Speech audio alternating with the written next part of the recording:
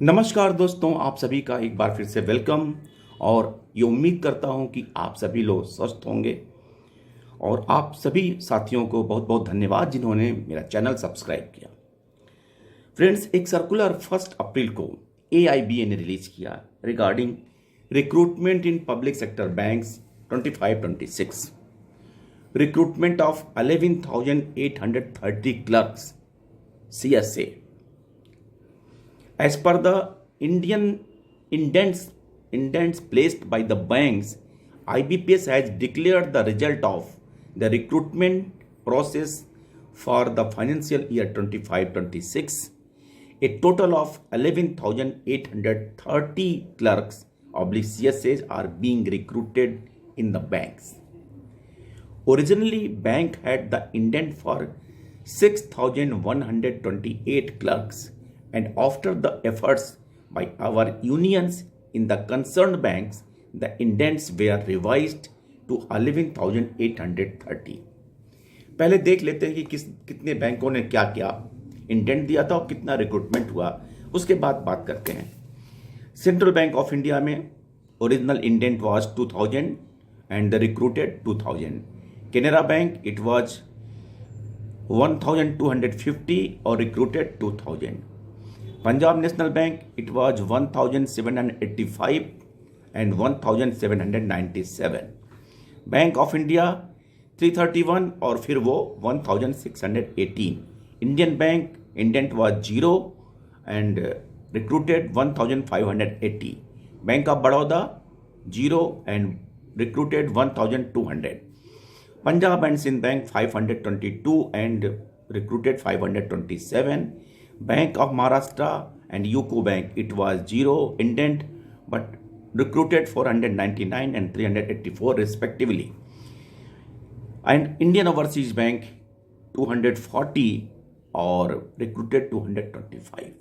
यानी कि original indent was 6,128 and recruitment जो हुआ वो 11,830.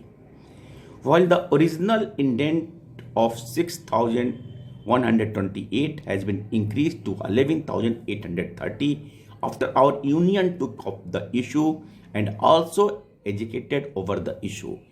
Still, the total recruitment as above is still inadequate.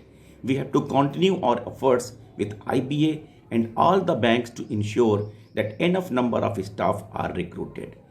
In the recent UABU agitation, this issue has been highlighted and IBA has agreed to discuss the issue further.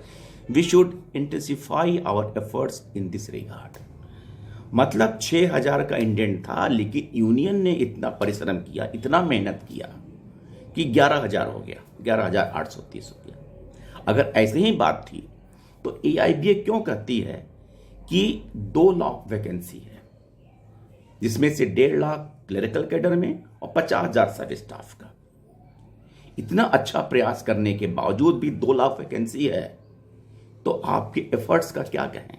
यानी आपने efforts किया और ये indent originally बढ़ गया। जैसे कि देखिए एग्जाम्पल के लिए, ये पंजाब एंड सिंध बैंक में 522 था, बाद में 527 हो गया।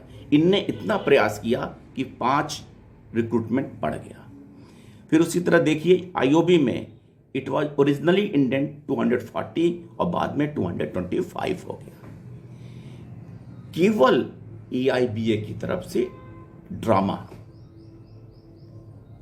चाहे वो रिक्रूटमेंट का हो, चाहे 5 डे बैंकिंग का हो, चाहे पेंशनर का इशू हो, उनके पास ड्रामा के अलावा कोई नहीं, कुछ नहीं।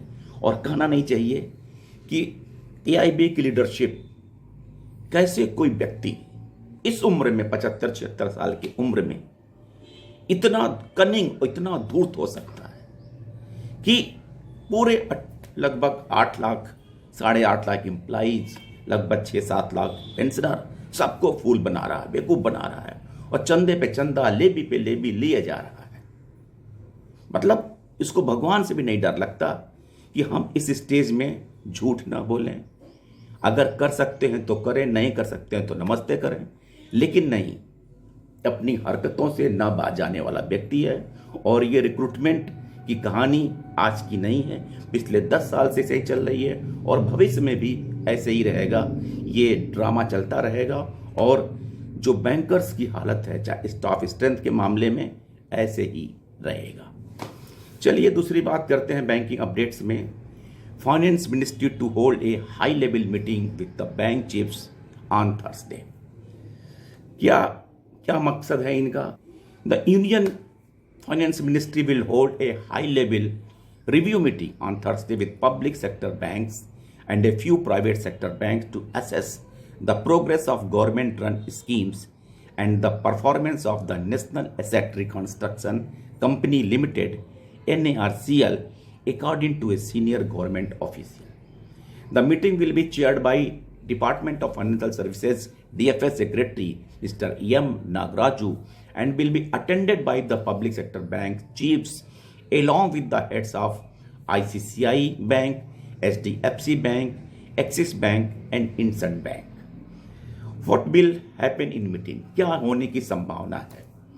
Review of the government schemes including Credit Guarantee Fund scheme for skill development, Mudra loan for the home stays, प्रधानमंत्री किसान समृद्धि सहयोजना, किसान credit card, Fisheries and the Aquaculture Infrastructure Development Fund, assessment of Budget 25-26 announcement, focusing on the MSME, credit acceleration, PM Vidya Lakshmi scheme, PM Kusum, PM सूर्य घर multi bill, मुफ्त बिजली योजना, इन सब बातों पे डिस्कशन होगा और उनका रिव्यू होगा कि इसमें क्या प्रोग्रेस है। और लास्ट में चलते चलते बैंकिंग अपडेट्स में UCO Bank employees announce strike on 21st and 22nd April. The All India UCO Bank Officers Federation has strongly opposed the bank's latest transfer policy, calling it anti-officer and deliberate attempt to suppress employees' rights. In a letter to the Managing Director and CEO of UCO Bank, General Secretary Sandeep Chaubey has demanded the immediate withdrawal of the revised transfer policy dated March 29-25 and improvements in officer service conditions. UCO Bank strike, frustrated by the lack of response from the management. AICU BOF has announced a nationwide organizational station starting April 2-25 and a 2-day strike on April 21-22 2025. The union has warned that further action may be taken if their grievances are not addressed. The Federation has raised several objections regarding the transfer policy, like unilateral changes, deterioration of service conditions, anti-lady officer provisions, reduction in maximum retention period, and unfair performance-based transfer.